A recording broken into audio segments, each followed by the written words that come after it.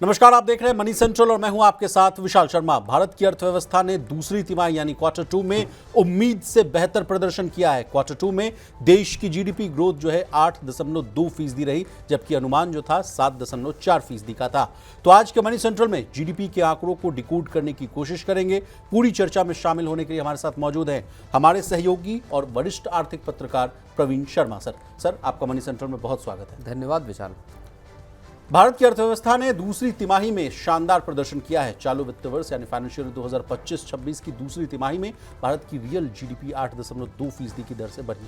यह पिछले साल की इसी तिमाही यानी क्वार्टर टू फाइनेंशियल ईयर 2024-25 के 5.6% के मुकाबले एक बड़ी छलांग है। अर्थव्यवस्था ने किन किन फैक्टर्स के दम पर भरी है हुंकार, जानने और समझने की कोशिश करेंगे। इसके अलावा चर्चा करेंगे भारत के पेंशन सेक्टर में आने वाले बड़े बदलाव। पहली बार दो बड़े बैंक खुद पेंशन फंड चलाने के लिए जो है मैदान में उतरा है। इसके अलावा पीएफआरडीए एक नया इन्फ्लेशन लिंक्ड पेंशन प्लान ला रहा है। तमाम मुद्दों को डिकोड करने की कोशिश करेंगे और अंतिम में चर्चा करेंगे स्मार्टफोन लोन डिफॉल्ट्स की। असल में लोन पर जो है स्मार्टफोन खरीद कर पैसा न चुकाने वाले डिफॉल्टर्स की संख्या काफी तेजी से बढ़ रही है। क्यों बढ़ रहे हैं डिफॉल्टर्स? स्मार्टफोन लोन क्यों ज्यादा रिस्की है? सारी बातों को डिकोड करने की कोशिश करेंगे। तो चलिए बिना देर किए फटाफट करते हैं मनी सेंट्रल की शुरुआत।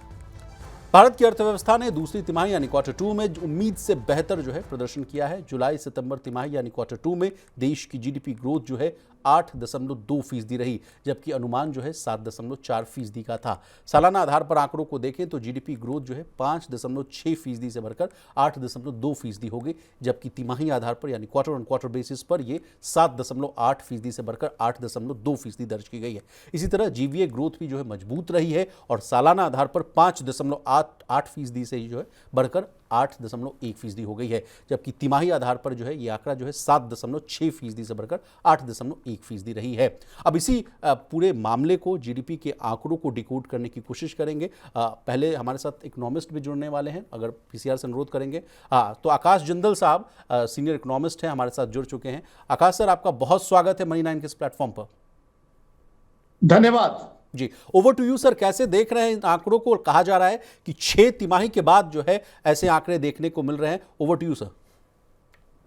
See, I think these are brilliant numbers.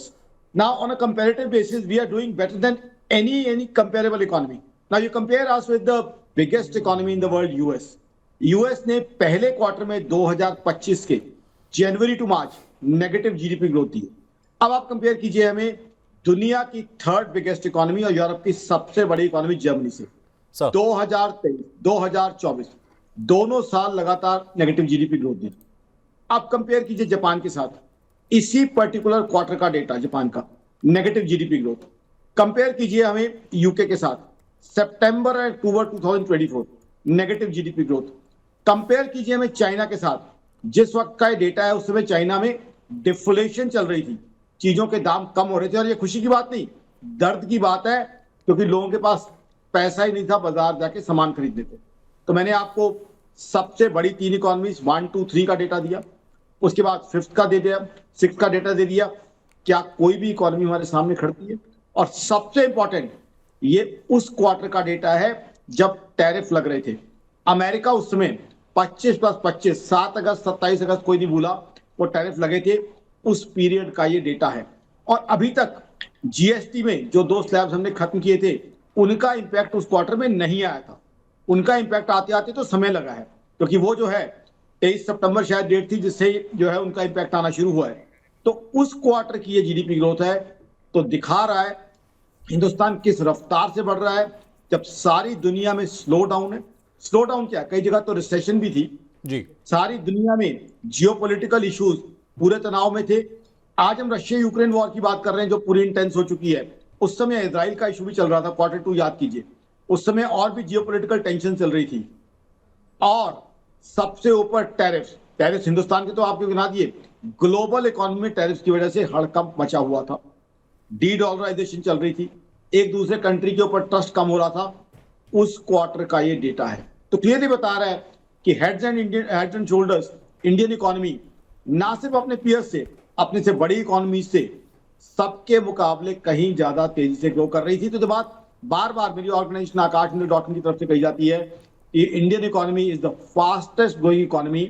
अभी तक कहते थे amongst comparable economies, amongst bigger economies. अब आप मुकाबला कीजिए, मैंने सबसे बड़ी इकोनॉमीज का डेटा आपको दिया, अब आप पड़ोस में आ जाइए, पाकिस्तान, श्रीलंका, बांग्लादेश, नेपाल, किसी भी इकोनॉमी से कंपैरिजन कर लीजिए, कोई भी हमारे सामने नहीं ठहरता। तो यहाँ की कंजम्पशन, यहाँ की बाइंग की स्ट्रेंथ, यहाँ की जो नरेंद्र मोदी साहब की सरकार है, जो इसने पॉजिटिव स्टेप्स उठाए हैं, चाहे इंफ्रास्ट्रक्चर को लेके, चाहे मैन्युफैक्चरिंग को लेके, उसका जलवा कहीं ना कहीं साफ दिखाई दे रहा है। ये ग्रोथ उस समय में है जब ग्लोबल स्लोडाउन चरम पे था। अभी भी मैं ये नहीं कहूंगा कि ग्लोबल स्लोडाउन कम हो गया, अभी भी अमेरिका जैसी इकोनॉमी 4.4% के आसपास जो है अनएम्प्लॉयमेंट है, वहां पे इन्फ्लेशन वहां बढ़ी हुई है, वहां बहुत बड़ा संग्राम चल रहा है कि रेट ऑफ इंटरेस्ट हम कम कर पाएंगे नहीं। अमेरिका शटडाउन के थ्रू गुजरा, चाइना में हल्की हल्की सी इन्फ्लेशन आई है जिससे वो छलांगे लगा रहे हैं, जर्मनी अभी भी स्ट्रगल कर रहा है, जापान करेंसी को लेकर स्ट्रगल कर रहा है। तो जब दुनिया स्ट्रगल कर रही है, हम ग्रो कर रहे थे। इसका दूसरा मतलब क्या है? इसका दूसरा मतलब ये है ग्लोबल मनी अब हिंदुस्तान की तरफ चल के नहीं आएगा, दौड़ेगा, क्योंकि ग्लोबल इन्वेस्टर, व्यापारी वहां जाता है जनाब जहां ग्रोथ मिलती है। चाहे ग्लोबल एफडीआई मनी हो जो कि स्ट्रेटेजिकली इन्वेस्ट होता है, चाहे पोर्टफोलियो मनी हो जो स्टॉक मार्केट में आता है, जिसे हम एफपीआई कह देते हैं। वैसे भी एफपीआई स्टॉक मार्केट की बात करें, अक्टूबर के अंदर हमारे यहाँ मेजर एफपीआई के फ्लोज हुए हैं हमारे स्टॉक मार्केट्स के अंदर। तो अब ग्लोबल इकोनॉमी एक तरह से पूरा का पूरा एक आपस में इंटरकनेक्टेड एक विलेज है। तो अब ग्लोबल इन्वेस्टर कहां जाता है? ग्लोबल इन्वेस्टर जनाब व्यापारी वहां जाता है जहां उसको ग्रोथ मिलती है, तरक्की मिलती है। तो अब हम क्लियर कट कह सकते हैं जनाब, without any arrogance, we are the ones who have growth. हम तरक्की वाले लोग हैं, हमारा मुकाबला कहीं नहीं है। मैंने आपको बड़ी इकोनॉमीज का बता दिया, मैंने आपको नेबर्स का बता दिया। आज आप किसी भी इकोनॉमी से हमें कंपेयर कर लीजिए। आज ऑस्ट्रेलिया, न्यूजीलैंड भी स्ट्रगल कर रहे हैं। न्यूजीलैंड में क्या कुछ हो रहा है इकोनॉमी में हमें पता है। ओपेक कंट्रीज वहां भी स्ट्रगल हो रही है। क्यों? क्योंकि क्रूड ऑयल के रेट कम हो गए हैं। क्रूड ऑयल के रेट तो ये बात की जा रही है कि ब्रेंट क्रूड कहीं $30 तक ना पहुंच जाए। अब क्रूड ऑयल के रेट कब कम होते हैं? जब ग्लोबल इकोनॉमी में उनकी डिमांड कम होती है। ग्लोबल इकोनॉमी में डिमांड कम होती है जब ग्लोबल इकोनॉमी स्ट्रगल कर रही होती है, ग्लोबल इकोनॉमी में पेसिमिज्म होती है। गोल्ड के रेट अभी हमने देखा अक्टूबर में किस तरीके से बढ़े। क्यों? क्योंकि ग्लोबल इकोनॉमी में घबराहट थी, global economy safe haven asset की तरफ भाग रही थी, हेज की तरफ भाग रही थी। तो ग्लोबल इकोनॉमी में घबराहट थी, सेफ हेवन एसेट तलाशा जा रहा था। वो कब होता है?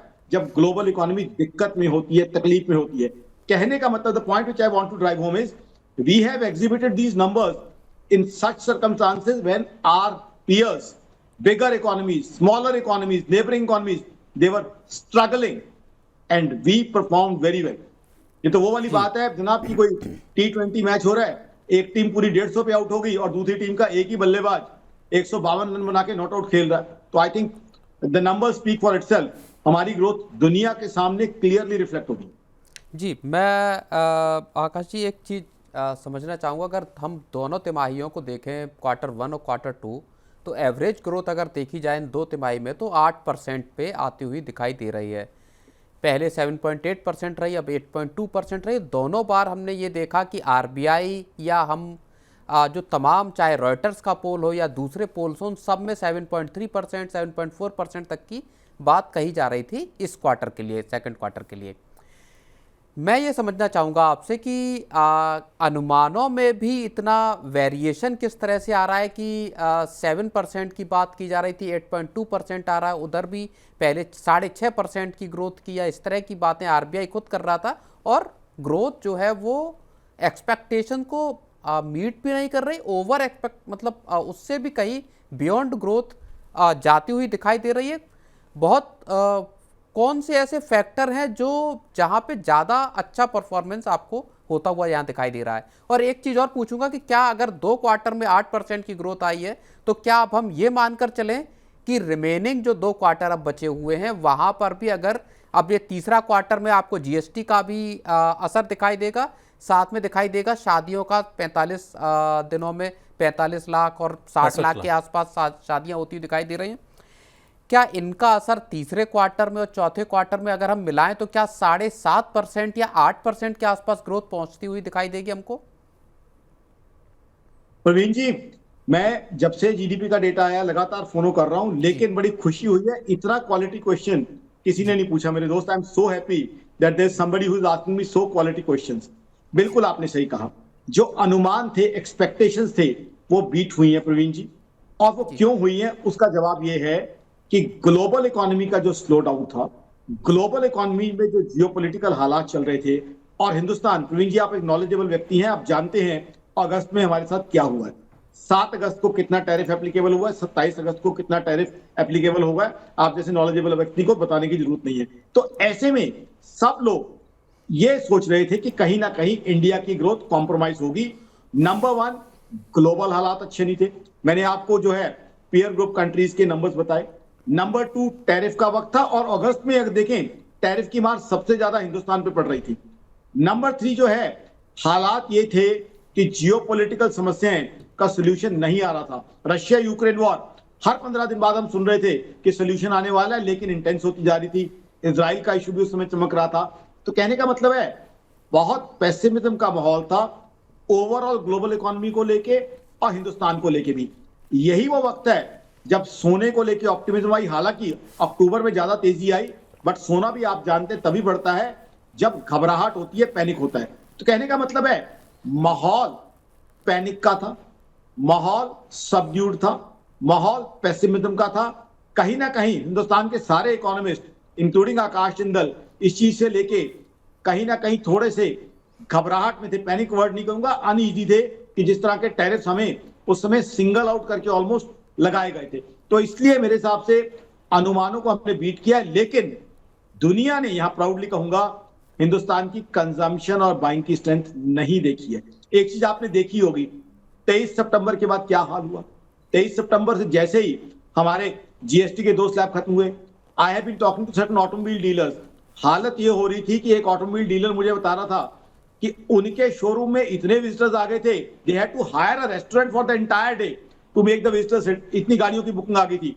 Some another automobile dealer told me that he had to hire a restaurant close to his agency where he had snacks and soft drinks for his customers कि आप यहां बैठ के जनाब बुकिंग कीजिए।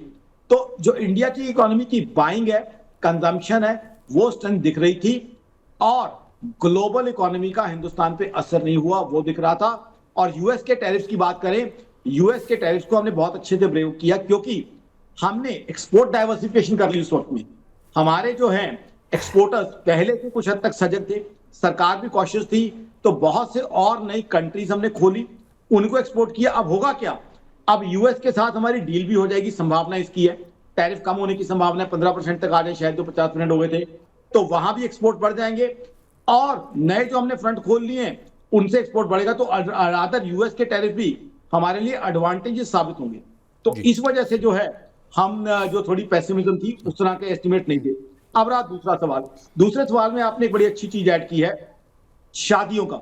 सबसे इंपॉर्टेंट चीज जो है ये पोस्ट दिवाली बाइंग है, north Indian marriage season Saha, उसके अंदर बाइंग, चाहे शादियों पे होने वाला खर्च एक कॉमन प्लेस है आज की तारीख में। दिल्ली, एनसीआर, चंडीगढ़, लखनऊ, कहीं भी जाए, शादी पे 40-40 डिशेस सर्व होना, वो सही है नहीं है वो अलग गलत है, आइडियलिस्टिक है नहीं है वो अलग गलत है, बट जीडीपी ग्रोथ उससे बढ़ती है। फिर शादियों के टाइम एपरेल्स की बाइंग होती है, गाड़ियों की बाइंग होती है, ज्वेलरी की बाइंग होती है, दुनिया भर की बाइंग होती है। फिर उसके साथ रिलेटेड टूरिज्म भी है, आजकल तो लोग डेस्टिनेशन वेडिंग्स करते हैं, तो वो टूरिज्म भी उसके साथ ऐड हो जाती है कहीं ना कहीं। तो वो उसने उसको ग्रोथ दी है, उस ग्रोथ को हवा दी है कहीं ना कहीं। और दूसरी बात इसके साथ और ऐड कर दूं, जीएसटी के जो 2 स्लैब हमने खत्म किए हैं, उसका एडवांटेज ना सिर्फ नवरात्र, ना सिर्फ प्री दिवाली, बल्कि post Diwali, post marriage season भी चमक के आ रहा है। अभी भी बाइंग और कंजम्पशन हिंदुस्तान में हाई नंबर्स में हो रही है, हमारी इकोनॉमी की कंजम्पशन की स्ट्रेंथ दिख रही है। आप देखिए, कंपेयर कीजिए हमें चाइना से। 2015 से पहले जब मैं ग्लोबल फोरम में जाता था, चाइना का नाम लिया जाता था। अब चाइना कहां पे है, हालात ये थे मेरे दोस्त चाइना में, वहां बाजारों में कस्टमर नहीं था। डिफ्लेशन क्यों हुई वहां पे, ऐसा नहीं है कि चाइनीज इकोनॉमी बहुत अच्छा परफॉर्म कर रही थी, rather people didn't have money to go to the markets and buy things. और यहां देखिए क्या हालत है, किस तरीके से बाइंग हो रही है, किस तरीके से कंजम्पशन हो रही है। ये सारे मल्टीनेशनल जो हैं क्यों आ रहे हैं हिंदुस्तान, क्यों हिंदुस्तान की मार्केट्स में आ रहे हैं, they know that we have customers, we have the numbers. जी, मैं आपने डिटेल में चीज़ें तमाम बताई। दो एक चीज़ों को आपसे समझने की कोशिश हम करेंगे। एक तो बात आ जाती है कि पिछले साल की अगर हम इसी क्वार्टर को देखते हैं तो 5.4% की ग्रोथ हमने देखी थी और अब 8.2% की ग्रोथ आई, तो एक बड़ा जंप वहाँ से हम देख रहे हैं। लेकिन सर एक चीज़ जो है जो थोड़ी समझने वाली है वो ये है कि अगर हम प्राइमरी सेक्टर को देखें 3.5% की एग्री ग्रोथ रही है जो 4.1% थी आपकी लास्ट ईयर। ये हम ग्रोथ तब देख रहे हैं जबकि आरबीआई खुद बार बार कह चुका, सरकार बार बार ये बात कहती है कि मॉनसून हमारे पिछले साल के ही अगर हम एंड से देखेंगे तो मॉनसून लगातार अच्छा रहा है, प्राइसेस कूल ऑफ हुए हैं। लेकिन एग्री ग्रोथ में क्या इश्यूज हैं सर, एक वो आप चीज़ बताइए। दूसरी चीज़, एक मैन्युफैक्चरिंग को समझना चाहेंगे। पिछले साल अगर हम इसी क्वार्टर में देख रहे हैं तो 2.2% की ग्रोथ थी, 9.1% की ग्रोथ यहाँ पे मैन्युफैक्चरिंग सेक्टर में दिखाई दी है। ये टर्न अराउंड कहाँ पे नज़र आ रहा है? और तीसरी एक जो चीज़ है वो प्राइवेट फाइनल कंजम्पशन एक्सपेंडिचर का है जो 7.9% पे आया है, 6.4% था। पीएफसीई की जो ग्रोथ है इसको आप किस तरह से देख रहे हैं? जी, तीनों चीजों को हम सेग्रीगेट करके चलते हैं जी। सबसे पहले एग्रीकल्चर की ग्रोथ। देखिए, एग्रीकल्चर की ग्रोथ हो रही है, मॉनसून भी अच्छा था, बट एग्रीकल्चर ग्रोथ के लिए एक चीज बहुत जरूरी है, ऑटोमेशन को लाना। ऑटोमेशन को लाने के लिए सरकार ने कई प्रयास किए। किसान भाइयों का मैं बहुत सम्मान करता हूं, हमारे अन्नदाताओं का, I have very high respect for them. But सरकार जब एग्री लॉज लेके आई जिसके अंदर ऑटोमेशन एम्बेडेड था, उनको कहीं ना कहीं रेजिस्टेंस मिला, तो वो बात नहीं बन पाई। अभी भी मुझे लगता है सरकार को हमारे किसान भाइयों के साथ बैठ के संवाद करना पड़ेगा। ठीक है, एग्री लॉज तो खत्म हो गए, लेकिन कहीं ना कहीं इस तरह का स्ट्रक्चर लाना पड़ेगा कि एग्रीकल्चर में ऑटोमेशन आनी जरूरी है। हुआ क्या कि जब ये एग्रीकल्चर लॉ आए उस समय हमारे किसान भाइयों, अन्नदाता भाइयों के अंदर सरकार को लेके कुछ उनके मन में ऐसी चीजें आई, सरकार की तरफ से भी कुछ ऐसी अप्रोच रही कि अभी तक वो चीजें उतनी स्मूथली अभी तक फ्लो नहीं हुई हैं। तो मेरे हिसाब से कहीं ना कहीं सरकार को, जो कि आज बहुत अच्छा काम कर रही है, हमारे अन्नदाता किसान भाइयों के साथ बैठना पड़ेगा, उनका विश्वास जीतना पड़ेगा। ठीक है, एग्री लॉज खत्म हो गए, लेकिन ऑटोमेशन लाने के और तरीके हैं। जिन कंट्रीज में एग्रीकल्चर में बहुत अच्छा यील्ड आ रहा है, बहुत अच्छी ग्रोथ हो रही है, वहां ऑटोमेशन काफी आगे पहुंच गया है, जबकि हमारे किसान भाइयों को उस ऑटोमेशन का फायदा नहीं मिल पाया। और कुछ ऐसे ही चीजें भी रही हैं कि हमारे किसान भाइयों को कुछ किसान भाइयों को कुछ जगह प्रॉपर जो है इंफॉर्मेशन नहीं दी गई कुछ वेस्टेड इंटरेस्ट द्वारा। तो कहीं ना कहीं सरकार के ऊपर मैं ये कहता हूं कि ओनस आता है, किसान भाइयों के साथ बैठे, उनके साथ जो है उनको कॉन्फिडेंस मिले और ऑटोमेशन जो है हमारे खेतों में आए, तो वो एग्रीकल्चर की यील्ड बढ़ा सकते हैं। मॉनसून तो एक चीज है, ठीक है, इरिगेशन का एक तरीका है मॉनसून, बट और बहुत सी चीजें एग्रीकल्चर में अभी होनी बाकी हैं। वो तभी होगा जब साथ में बैठ के चाय पी जाएगी और सोल्यूशन निकाले जाएंगे। अब आ जाती है मैन्युफैक्चरिंग। मैन्युफैक्चरिंग में सच्चाई ये है कि जब से हमारे प्राइम मिनिस्टर साहब ने मैन्युफैक्चरिंग पे फोकस रखा है, मैन्युफैक्चरिंग में हम काफी आगे बढ़ रहे हैं। देखिए, आज डिफेंस मैन्युफैक्चरिंग में हम एक्सपोर्टर्स हो रहे हैं, मोबाइल मैन्युफैक्चरिंग में एक्सपोर्टर्स हो रहे हैं, टू व्हीलर मैन्युफैक्चरिंग में तो हमने रिकॉर्ड ग्रोथ की है, और ज्यादा और भी कई मैन्युफैक्चरिंग में हमने ग्रोथ की है। क्यों? क्योंकि हमारे पास कंज्यूमर है। उसके अलावा एक्सपोर्ट फ्रंट पे भी हमने अच्छा काम किया है, क्योंकि कुछ कॉम्पिटिटर्स ऐसे हैं, जैसे यूरोप है। अब यूरोप पीछे कई सालों से स्ट्रगल कर रहा है, तो मैन्युफैक्चरिंग में उस तरह की कंसंट्रेशन नहीं कर पाए। फिर हमारे यहाँ एक बहुत बड़ी स्ट्रेंथ है, हमारे यहाँ जो मैन पावर है वो वायबल कॉस्ट पे है। अब कंपेयर कीजिए यूरोप के साथ, यूरोप की कंट्री में वही चीज मैन्युफैक्चर करनी हो, उनको मैन पावर बहुत बहुत कॉस्टली मिलती है। हमारे यहाँ बहुत पूल ऑफ टैलेंट है, हमारे यहाँ यंग इंजीनियर्स हैं, यंग एमबीएस हैं, यंग सुपरवाइजर्स हैं, जो एक वायबल रेट पे काम करने को तैयार है। तो ऐसे में हमारी जो एक यंग वर्कफोर्स है वो हमारे लिए एक स्ट्रेंथ का काम करती है। कंजम्पशन की बात करें तो कंजम्पशन का तो आज किसी को बताने की जरूरत नहीं है। कंजम्पशन में तो हिंदुस्तान को पहचाना है। जब मैं ग्लोबल फोरम में जाता हूं तो हिंदुस्तान को कंजम्पशन के कारण जो है पहचाना जाता है। इवन जो मुल्क अपने आप को हमारे दुश्मन मुल्क कहते हैं, वो भी कहते हैं कि हिंदुस्तान बहुत बड़ी मंडी है, इसीलिए दुनिया उनकी तरफ मेहरबान है। तो कंजम्पशन को we have the numbers. America consumer economy है, बट उनके पास जो है पॉपुलेशन नहीं है, हमारे पास पॉपुलेशन है। फिर आज क्रेडिट अवेलेबल है। आज देखिए, ये जो यंगस्टर्स 60,000 70,000 के मोबाइल लेते हैं, उनको क्रेडिट फ्लो जो है बहुत इजीली अवेलेबल है। ऐसी बहुत सी कंपनियां हैं बिना किसी चीज को प्लेज किए हुए उनको लोन देती हैं, तो वो जो क्रेडिट फ्लो इजीली अवेलेबल है वो भी कंजम्पशन को पुश कर रहा है। जी, एक सवाल और आखिरी सवाल आपसे जानना चाहूँगा। आपने शुरुआती जब अपना कमेंट किया तो उसमें बात की कि एफडीआई भी आ रहा है और अब एफपीआई इन्फ्लो या एफआईआईज का भी इन्फ्लो मार्केट्स में बढ़ रहा है। हमने पिछले साल से अब तक देखा कि अक्टूबर से मार्केट में जो गिरावट शुरू हुई 27 सितंबर के बाद, तो फिर वो थमी नहीं, लेकिन अब पिछले कुछ दिनों में मार्केट्स ने फिर एक बार 86,000 का लेवल बनाया, नए रिकॉर्ड्स पे मार्केट पहुंचे।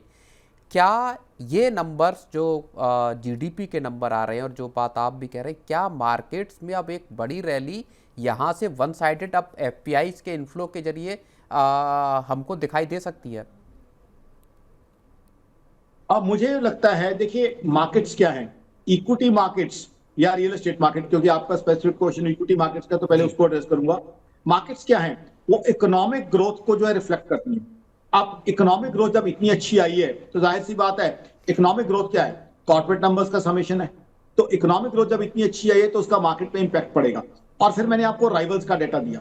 मार्केट्स जो है, फॉरेन पोर्टफोलियो इन्वेस्टर्स कहां इन्वेस्ट करेंगे, एशियन टाइगर्स की बात कर लीजिए आप, जो बड़ी इकोनॉमीज की बात कर लीजिए, हमारे नेबर्स की बात कर लीजिए, ऐसी इकोनॉमी बांग्लादेश जैसी इकोनॉमी जो एक समय हिंदुस्तान से कुछ फील्ड में आगे निकल रही थी, उनकी बात कर लीजिए। तो आज जब हमारे बराबर कोई कंपेयर कर ही नहीं रहा, US, Germany, Japan, China, Europe, सब जगह का डेटा मैंने आपको दिया, यूरोप के अलग अलग कंट्रीज का डेटा भी आपको दूंगा मैं जी। ऐसे में जो है साउथ ईस्ट एशिया भी जो है उस तरीके से परफॉर्म नहीं कर पा रहा। तो मार्केट्स कहां पैसा लगाती है, बात वही आ जाती है, व्यापारी चाहे उसने फैक्ट्री में लगाना हो चाहे शेयर मार्केट में, व्यापारी पैसा वहां लगाता है जहां उसे ग्रोथ दिखाई देती है। तो जाहिर सी बात है, जब ग्रोथ यहां पे है तो इन्वेस्टर जो है यहीं पे पैसा लगाएगा।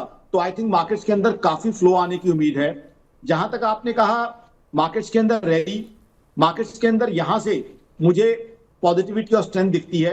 रैली कितनी बड़ी होगी, क्योंकि ऑल टाइम जो हाई है उसको हम ऑलरेडी ब्रीच कर चुके हैं। तो रैली कितनी ज्यादा बड़ी होगी, that only time would tell, because अभी हम देख रहे हैं कि सेफ हेवन एसेट में भी पैसा गया है, गोल्ड में आगे भी पैसा जा सकता है, फिर जो है करेंसीज के लिए भी हेज क्रिएट किए जा रहे हैं। तो रैली कितनी बड़ी होती है, कितना लंबा होता है, वो ग्लोबल फैक्टर्स बताएंगे, वो ग्लोबल कंडीशन बताएंगी। बट फिलहाल ये जरूर है कि मार्केट हमारी जो है, इसके अंदर जो आपने एक पॉइंट किया, फॉरेन पोर्टफोलियो इन्वेस्टर्स का पैसा हिंदुस्तान आएगा, इसकी बहुत बड़ी उम्मीद लगती है। क्योंकि फॉरेन पोर्टफोलियो इन्वेस्टर्स क्या हैं, उन्होंने देखना है ग्रोथ, वो पैसा वहां लगाएंगे जहां ग्रोथ है। और ग्रोथ हमने सस्टेन्ड वे में दिखाई है, लगातार रेगुलर बेसिस पे कंसिस्टेंट ग्रोथ हम दिखा रहे हैं। 8.2% से ज्यादा अच्छे नंबर्स क्या होंगे, जाहिर सी बात है जो है बहुत अच्छे नंबर्स हम दिखा रहे हैं। जी, एक लास्ट सवाल आकाश सर, बहुत बड़ा इवेंट है, अगले महीने जो है आरबीआई की मॉनेटरी पॉलिसी की बैठक है, तो जो जबरदस्त जो रोबस्ट नंबर आए हैं सर, वो क्या रिफ्लेक्ट होते हुए दिखेंगे? क्योंकि सवाल ये भी उठ रहा है सर कि 0.25% के आसपास की जो है रेट कट की और उम्मीद की जा रही है, तो आरबीआई एमपीसी में क्या उम्मीद बढ़ाकर रखी जाए सर? विशाल जी, अब इसके दो फैक्टर्स होते हैं। पहला होता है जीडीपी ग्रोथ को बूस्ट करने के लिए रेट कट करना, दूसरा होता है इन्फ्लेशन को कंट्रोल करना। अब जीडीपी ग्रोथ तो ऑलरेडी बूस्टेड है, तो ग्रोथ के लिए इंजेक्शन देना उतना जरूरी अब नहीं लग रहा, ठीक है ना। जहां तक इन्फ्लेशन की बात है, इन्फ्लेशन अंडर कंट्रोल है, तो ऐसे में रेट कट किया भी जा सकता है। तो मेरे हिसाब से 50% चांसेस है। दूसरा, यूएस को बड़े ध्यान से देखा जाएगा, फेड के अंदर क्या होता है, क्योंकि फेड पे सारी दुनिया की नजरें लगी हुई हैं। बट अगर देखा जाए तो मेरे हिसाब से इकोनॉमी को रेट कट की बहुत ज्यादा जरूरत नहीं लगती। आप देखिए, बिना रेट कट के ही we are showing great numbers. और फिर हिंदुस्तान ऐसा कंट्री है जहां फूड इन्फ्लेशन भी हमने काबू में रखनी होती है। हम अच्छी अच्छी बातें कर रहे हैं, तरक्की की बातें कर रहे हैं, बढ़िया बातें करते हैं, लेकिन विशाल जी हमें नहीं भूलना चाहिए, हमारे यहाँ बीपीएल, बिलो पॉवर्टी लाइन भी कितने परसेंट हमारे भाई बहन बिलो पॉवर्टी लाइन है, जिनके लिए फूड इन्फ्लेशन बहुत इंपॉर्टेंट है। तो ऐसे में रेट ऑफ इंटरेस्ट रिड्यूस करने से पहले उस चीज का ध्यान भी रखा जाएगा, क्योंकि हमने उनके लिए फूड इन्फ्लेशन नहीं बढ़ने देनी। क्योंकि एक तरफ ठीक है, हिंदुस्तान दिख रहा है जहां यंगस्टर 60,000 80,000 के मोबाइल ले रहे हैं, जहां लोग गाड़ियों के लिए दौड़ लगा रहे थे 6 लाख 8 लाख 10 लाख की, जहां गुड़गांव गुरुग्राम जैसे इलाके में 8-8 करोड़ के 15-15 करोड़ के फ्लैट बुक हो रहे थे। वो सारी चीजें अच्छी हैं, पॉजिटिव हैं, बट साथ ही साथ जो हमारे बीपीएल भाई बहन हैं वो भी नंबर्स में बहुत ज्यादा है। तो ऐसे में उनकी फूड इन्फ्लेशन का ध्यान भी हमने रखना है। तो आई थिंक अभी मैं 50-50 कहूंगा, बाकी ग्लोबल सिनेरियो को भी देखा जाएगा। जी, आकाश सर, एक लास्ट कमेंट दे दीजिए। कई लोग जो है इन आंकड़ों पर भी सवाल उठा रहे हैं सर। कई रिपोर्ट्स में ये आती है कि जो सीपीआई को कहा जा रहा है कि 0.25% के आसपास आ गई, और अभी जो जीडीपी के आंकड़े आ रहे हैं, कई लोग जो है इन पर भी सवाल उठाते हैं। तो उनके लिए क्या एक लास्ट कमेंट आपका होगा कैलकुलेशन मेथड को लेकर? किसको सर, किसको लेकर सीपीआई के जो आंकड़े, महंगाई दर के जो आंकड़े आ रहे हैं, तो वो कहा जाता है कि 0.25% है। लोग कहते हैं कि हम जब बाजार में खरीदने जा रहे हैं, जब हम धरातल पर जो जाते हैं, तो वहां जो है महंगाई मुझे बहुत लगती है। तो सरकार के आंकड़ों पर भी सवाल उठते हैं। तो इसी तरह जो जीडीपी ग्रोथ के जो आंकड़े आ रहे हैं, उस पर भी देखिएगा, 1-2 दिन के बाद ही कई मीडिया रिपोर्ट्स भी आ जाएंगी जो बताती हुई दिखेंगी कि इतनी तेजी कैसे आ गई। तो उस पर आपका क्या कहना है? जी, सबसे पहले तो जीडीपी ग्रोथ के डेटा को एनालाइज कर लेते हैं। जीडीपी ग्रोथ के अंदर टेम्परिंग करना आज के सिस्टम के हिसाब से, आज के अकाउंटिंग नॉर्म्स के हिसाब से, जब सारी चीजें मॉनिटर्ड हैं, टैक्स कलेक्शन आती है, जीएसटी कलेक्शन आती है। एक चीज आपको और बता दूं जिससे जीडीपी ग्रोथ के आंकड़ों की जेन्युइनिटी आपको दिख जाएगी। जीएसटी जब 2 स्लैब्स हमने कम किए हैं, स्केप्टिसिज्म हो रही थी कि जनाब जीएसटी कम हो जाएगा। मैंने उस समय तमाम चैनल, आपके चैनल पे बोला था जीएसटी कम नहीं होगा। अक्टूबर का जीएसटी कलेक्शन देखिए, 1.95 लाख करोड़। ये जीएसटी कलेक्शन कहां से आता है? जब सेल हुई है, जब नंबर्स आए हैं। व्यापारी अपनी जेब से जीएसटी नहीं जमा करेगा। व्यापारी का जब माल बिका है तब जाके जीएसटी जमा करेगा ना वो। तो कहीं ना कहीं जो है नंबर्स जो है, सेल हो रही है, चीजों की सेल हो रही है। 2 व्हीलर्स की सेल के आप नंबर देखिए। तो जीडीपी ग्रोथ के जो डेटा है उसको लेके तो मुझे कोई भी शक नहीं है। जहां तक इन्फ्लेशन की बात है, इन्फ्लेशन मैं मानता हूं, इन्फ्लेशन कैलकुलेशन के डेटा में कुछ पहले चेंजेस की गई हैं और अब भी फर्दर कुछ चेंजेस होनी चाहिए। जमीन पे, धरातल पे जिस तरीके से इन्फ्लेशन है, जो लोग जी रिलेट नहीं कर पाते। पहले के मुकाबले आज सीपीआई जो है कहीं ज्यादा अच्छी है, कहीं ज्यादा सही तरीके से मेजर होती है। बट अभी भी मेरे हिसाब से सीपीआई कैलकुलेशन के अंदर और चेंजेस और एडवांसमेंट और चीजें आने की आवश्यकता है। तो सीपीआई कैलकुलेशन को लेके मैं तो चाहूंगा कि उस फॉर्मूले को थोड़ा सा ब्रॉड बेस किया जाए, वेटेज को, कुछ चीजों को चेंज किया जाए। तो आई थिंक जो लोगों का जो आज लाइफस्टाइल और कंजम्पशन है ना, वो पहले 5 साल के मुकाबले काफी चेंज हो गया। आप खुद देखेंगे विशाल जी, आपके परिवार, आपके दोस्त के परिवार, कहीं भी देखेंगे 5 साल पहले, 10 साल पहले जो कंजम्पशन होती थी, आज कंजम्पशन उसके मुकाबले बहुत ज्यादा चेंज हो गया। कंजम्पशन का पैटर्न जो है चेंज हो गया। रेडीमेड अपैरल्स हम कितने लेते हैं, फास्ट फूड घरों में कितना आता है, किस तरीके से जो है हर इवेंट जो है किसी दोस्त रिश्तेदार का रेस्टोरेंट के अंदर सेलिब्रेट हो रहा है, जो पहले घर के अंदर सेलिब्रेट होता था। दिवाली गिफ्ट की शेप देखिए किस तरह की हो गई है। तो कहीं ना कहीं जो है इन्फ्लेशन के जो कैलकुलेट करने का तरीका है और पर्टिकुलरली वेटेज चीजों की, उसके ऊपर जो है कुछ एनालिसिस करने की और कुछ ऑल्ट्रेशन करने की जरूरत है, ये मैं मानता हूं। बहुत शुक्रिया सर, आपने कीमती समय निकाला और तमाम विषय को बहुत ही आसान भाषा में समझाने की कोशिश की। बहुत शुक्रिया sir. Over to you Praveen sir, आप कैसे देख रहे हैं सर जीडीपी आंकड़ों के जो है, आपका भी जो एक राय लेना बहुत जरूरी। देखिए कुछ फैक्टर्स सामने आ रहे हैं सर। सारी बातों का अगर लपोलुआब देखा जाए तो कहा जा रहा है कि ग्रामीण अर्थव्यवस्था में सुधार देखने को मिल रहा है। दूसरा फैक्टर जो कहा गया है कि जो सरकारी कैपिटल खर्च यानी जो केपेक्स है वो मजबूत हुआ है, और उसके अलावा ये कहा जा रहा है कि एक्सपोर्ट में जो है जबरदस्त वृद्धि हुई है। लेकिन चिंताजनक बात ये कही गई सर आ रही है सामने कि जो प्राइवेट इन्वेस्टमेंट है और जो शहरी डिमांड को लेकर जो समस्याएं हैं वो बदस्तूर अभी भी जारी है। ओवर टू यू, आप कैसे देख रहे हैं? नहीं, देखिए, दूसरी तिमाही में जो शहरी डिमांड है वो उसके कमज़ोर रहने की बात हो सकती है, रही हो। मैं इस जो पूरे के पूरे ग्रोथ के नंबर्स में एक रिवाइवल है, उसके पीछे एक बड़ी वजह मानता हूँ जो सरकार ने इसी फरवरी में 12 लाख रुपए तक की जो टैक्स छूट दी थी सैलरीड लोगों को, इसने पूरे देश में एक जो ग्रोथ के टर्न अराउंड करने में बड़ी भूमिका निभाई है। आप पहली क्वार्टर की नंबर, और इसी वजह से मुझे जो समझ में आता है वो ये है कि सरकार को भी या आरबीआई को भी अंदाजा नहीं लग पा रहा है कि लोग किस तरह से अचानक से लोगों ने खर्च करना शुरू किया, या उस लेवल पे फिर मैन्युफैक्चरिंग एक्टिविटीज़ में तेजी आई। आप समझिए कि 9.1% वर्सेस 2.2%। तो एक जो बड़ा जंप आया है इस बात की, या जो सरकार ने पॉलिसी का जो कोर्स करेक्शन किया है, इसकी रिक्वायरमेंट दरअसल बहुत वक्त से थी, जो सरकार ने फिर स्टेप्स उठाने शुरू किए। उसके बाद आपका 100 बीपीएस का रेट कट आपका आया, हमने आरबीआई के जरिए होता हुआ देखा, और अब फेस्टिव सीजन से ठीक पहले किया। इसमें आप अगर हम ये मानकर चले कि 22 सितंबर से ही पूरी खरीदारी शुरू हुई है, और 8 दिन ही हमको इस क्वार्टर में मिले। तो विशाल वैसा नहीं है, ज़्यादातर कार कंपनियां या ऑटो कंपनियां या दूसरी कंपनियों ने जो जीएसटी के बेनिफिट्स थे वो it is पहले ही शुरुआत कर दी थी उनको देना, जी। क्योंकि कंपनियों ने कहा कि जब 22 तारीख से देना हम उसको पहले इनकॉर्पोरेट कर देते Why हैं to आपको। wait? ऐसा Why करके to wait? जो क्योंकि advertisement निकाला गया। तब तक बिक्री होती भी नहीं कारों की, चाहे महिंद्रा हो चाहे टाटा हो या दूसरी कार कंपनियों ने, उन्होंने पहले ही ऐलान कर दिया कि जो जीएसटी कट से फायदा आपको 22 तारीख के बाद होगा वो आप अभी ही ले लीजिए, जैसे ही सरकार का ये फैसला हुआ कि हमने 2 टैक्स स्लैब खत्म कर दिए। जी। तो ये पूरा का पूरा असर यहाँ पे दिखाई दिया, सरकार के कोर्स करेक्शन का असर दिखाई दिया। और देखिए अब जो कार सेल्स के ही केवल अगर आप नंबर ले लीजिए, जिस हिसाब से गाड़ियों की बिक्री हो रही है और हुई और अब शादियों के सीजन में हो रही, वो ये दिखा रहा है कि केवल रूरल कंजम्पशन में तेजी नहीं है जी। वो शहरी कंजम्पशन में भी तेजी है। और अब जब अगली तिमाही के नंबर आएंगे तो वहां आपको अर्बन रिवाइवल भी कंजम्पशन में विशाल होता हुआ दिखाई तो देगा। अगले क्वार्टर में सर इससे भी बहुत बेहतर उम्मीद की जाए, 8.2 को भी सर पास करते हुए दिखेंगे, क्योंकि इस बार तो वो आंकड़ा भी ऐड हो जाएगा ना सर, जीएसटी बचत महोत्सव वाला, वेडिंग सीजन वाला, जो सीएआईटी की रिपोर्ट है 45 दिन में 65 लाख शादियां होंगी। डेफिनेटली दिखना चाहिए ये नंबर अगले तिमाही के नतीजों में। लेकिन मैं इससे आगे की बात सोच रहा हूँ विशाल, जो सवाल मैंने आकाश जी से भी किया कि क्या हम अगर 2 तिमाही में 8% की ग्रोथ का एवरेज निकाल कर लेके आए हैं, तो इससे अगली 2 तिमाही में 8% की क्या ग्रोथ के आसपास पहुंच सकते हैं। और अगर ऐसा मान लीजिए तीसरी तिमाही में इसी ग्रोथ के नंबर पर अगर आए 8.2% या 8.1%, जी, तो हमारे पास फिर अगली तिमाही का बर्डन ग्रोथ के लिहाज से कम होगा।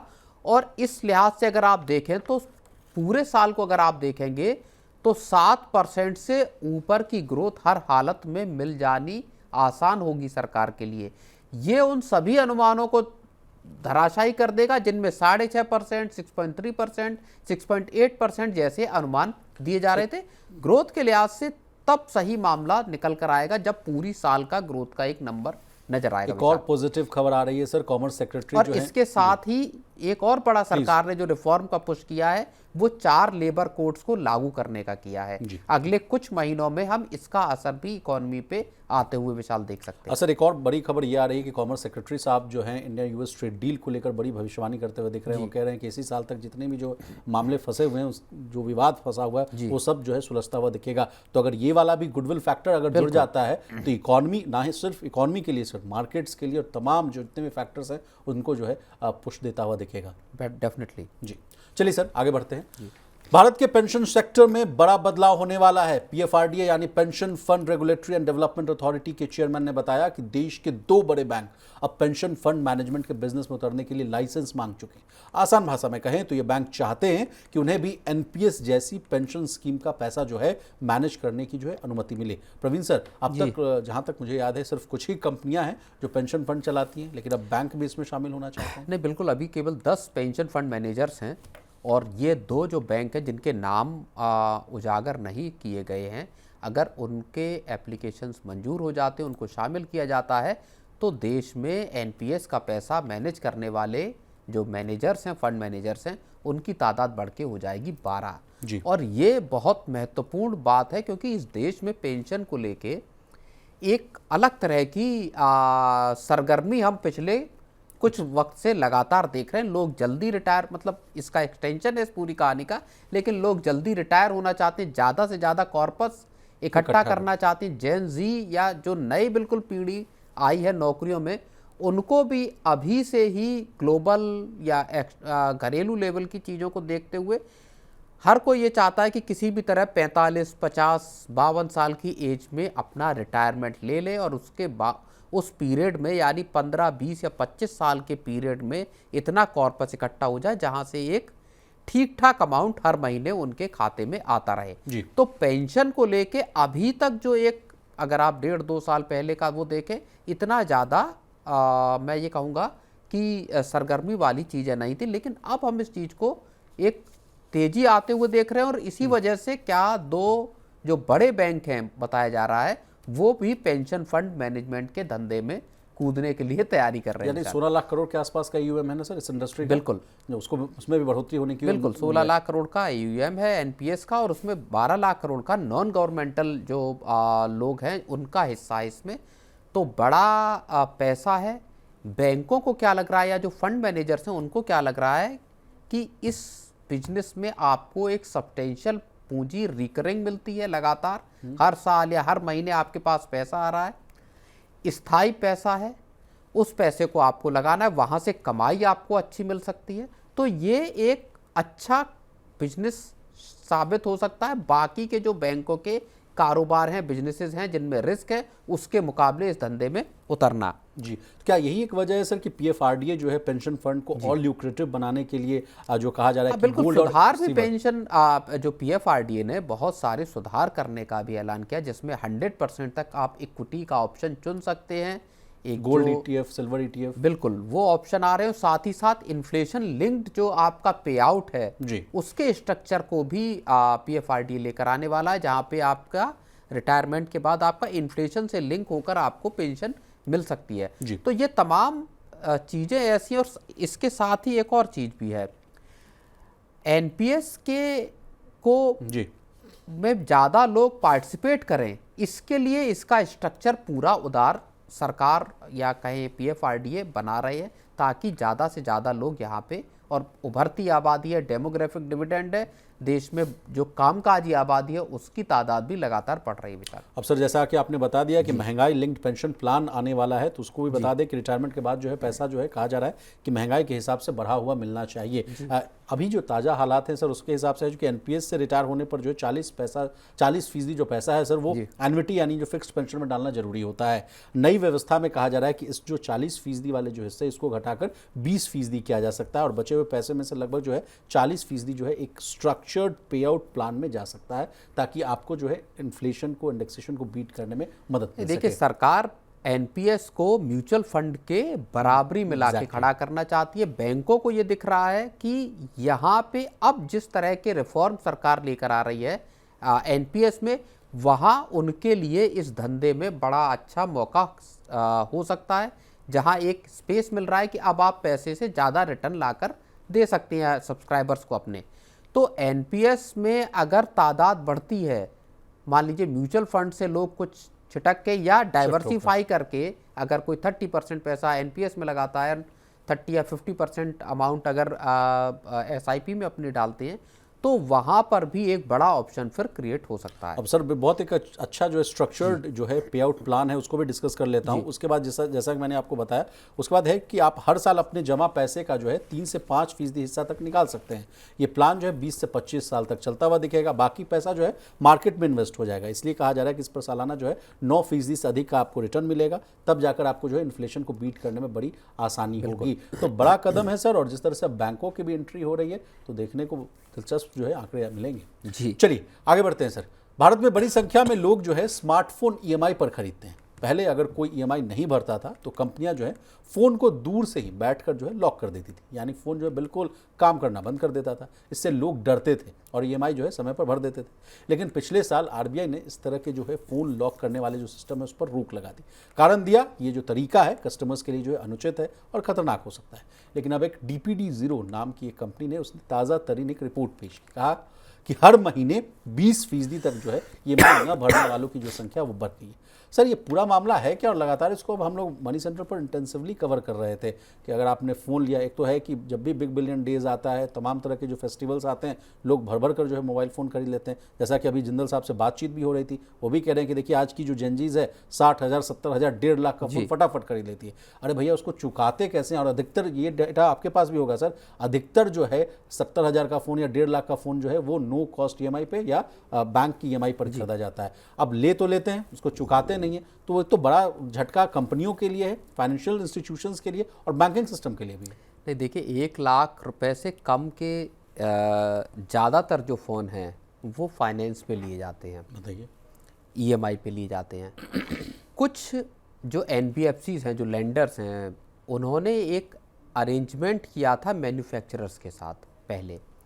उस अरेंजमेंट के तहत ये किया गया कि अगर कोई व्यक्ति जो फाइनेंस ऑप्शन लेकर स्मार्टफोन खरीदता है और फिर उसकी किस्त नहीं चुकाता है, तो एक जो ऐप या एक फीचर जो इंस्टॉल है आपके फ़ोन में, उसके ज़रिए उस व्यक्ति का फ़ोन ब्लॉक किया जा सकता है।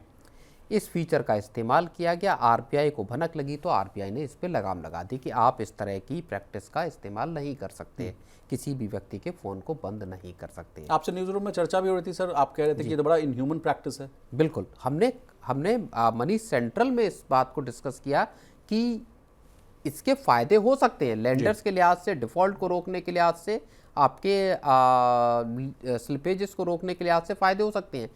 लेकिन चूंकि फ़ोन अब एक ऐसी डिवाइस है जो आपके हर तरीके के ट्रांजैक्शन, बैंकिंग ट्रांजैक्शन हो, चाहे सरकारी सर्विसेज को अवेल करने का मामला हो, सब में आपका मोबाइल नंबर ज़रूरी है, आपकी मोबाइल को आपको ज़रूरत पड़ती है। उस दशा में उसको बंद कर देना, ब्लॉक कर देना आपको एक बेसिक सर्विसेज से मरहूम करता है, रोकने जैसा काम है। आरबीआई ने फिर पिछले साल के अंत में इनको रोक दिया।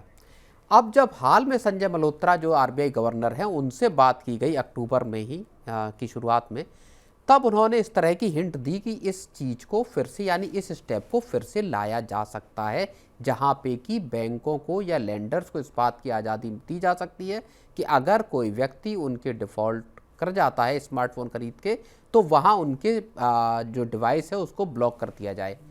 तब हमने इस मसले पर कंसर्न जताया था कि ये करना मुश्किल हो जाएगा। अब पता ये चल रहा है, जो रिपोर्ट आ रही है, कि इस लगाम लगाने के बाद से जो ईएमआईज है या स्लिपेजेस हैं, जो ईएमआई न देना है, डिफ़ॉल्ट करना है, उसमें मंथ ऑन मंथ बेसिस पर ही 20% का इजाफा हुआ है। ज़्यादातर जो लोग हैं, नई पीढ़ी है, वो सबके सब अनसिक्योर्ड लोन है। अनसिक्योर्ड जो लोन जो कंज्यूमर ड्यूरेबल्स के भी हैं, उसमें बड़ी तादाद स्मार्टफोन्स की है। ज़्यादातर जो बिक्री है कंज्यूमर ड्यूरेबल्स में, वो स्मार्टफोन्स की है।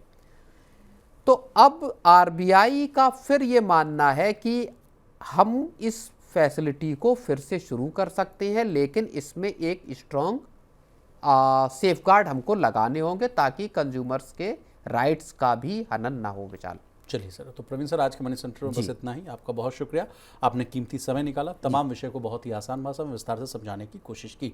तो इसी तरह देश, दुनिया और बिजनेस जगत से जुड़ी तमाम ताज़ा तरीन खबरों के लिए बने रहिए हमारे साथ और देखते रहिए मनी9।